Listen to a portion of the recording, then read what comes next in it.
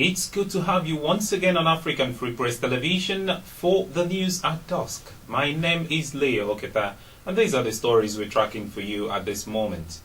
The reactions have continued to trail the arrest and detention of Nnamdi Kanu, the director of Radio Biafra, which has been broadcasting and hyping the struggle for the emergence of a Republic of Biafra from the eastern parts of Nigeria.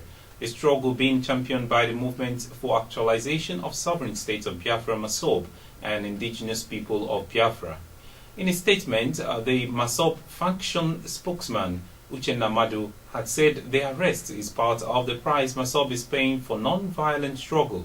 He also added that the arrest has drawn sympathy from internal and external observers, which shows that Nnamdi Kanu and Radio Biafra have become a factor of reckoning in Nigeria.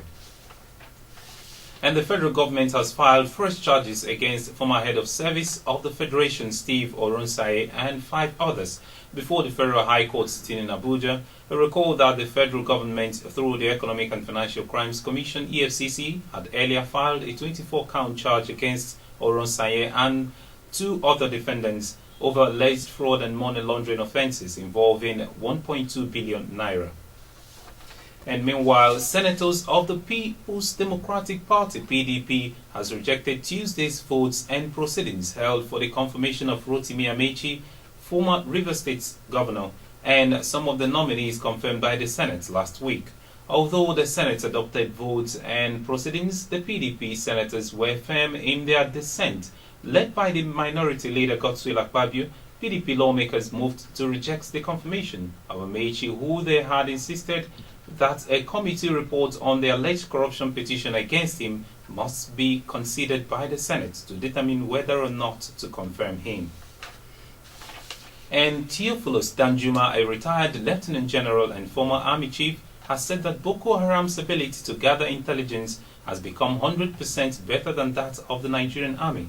According to Danjuma, the insurgents have devised a strategy of disappearing into wider civilian population and setting up sleeping cells who wreak havoc on softer targets.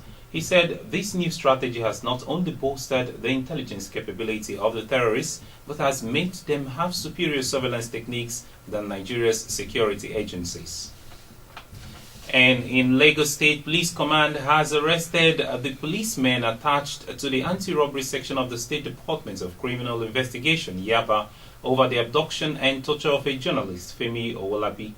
The report subsequently drew the anger of human rights activists who demanded the prosecution of the culprits. Although the force headquarters have tendered an apology to Owolabi, the Inspector General of Police, Mr. Solomon Araze, had given the Lagos State Police Commissioner, Mr. Fatai Woseni, 48 hours to fish out the culprits, who confirmed that the policemen had been arrested and detained over the incident and investigations are ongoing. And meanwhile, President Muhammadu Buhari has ordered a review of all last-minute appointments made by his predecessor, fueling speculations on the fate of Solomon Araze, the Inspector General of Police, and heads of several agencies.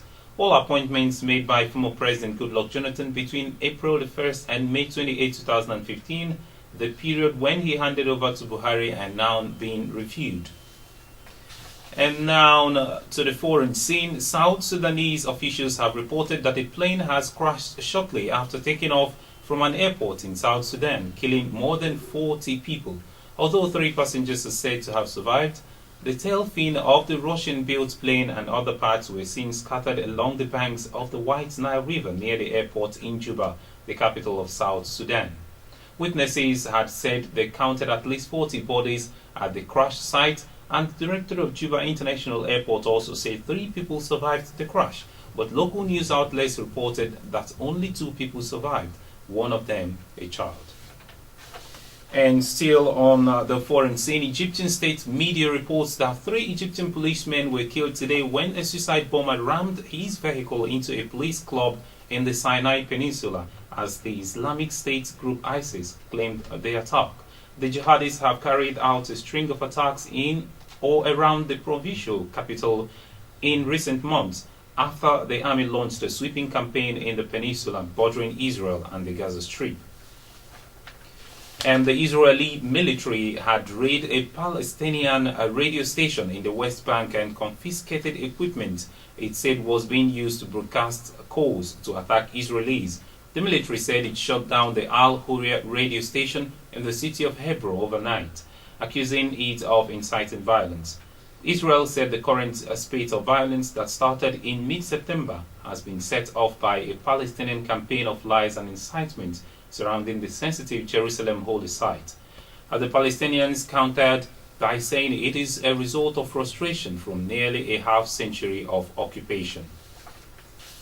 And now in sports, head coach of Abia Warriors Club of Nigerian Premier League, Ladan Boso, has expressed confidence that Nigeria will beat Mexico in the semi-final of the 2015 FIFA Under-17 World Cup coming up next Friday, the 6th of November. The Golden Eagles crushed a three-times champions Brazil 3-0 to qualify for the final. However, Boso, who was former Nigeria Under-20 coach, warned the Golden Eagles to maintain tactical discipline as they seek to defend their title in Chile. And that's the news for you on African Free Press Television. For more stories, please do visit our website at www.africanfreepress.com. Follow us on Twitter at African Free Press, like our Facebook page at africanfreepress.com, and subscribe to our YouTube channel at African Free Press. From me, Leo Oketa, and the whole team in the studio this evening, this is the news as edited by Chiadiko Vitasie. Do have a lovely evening.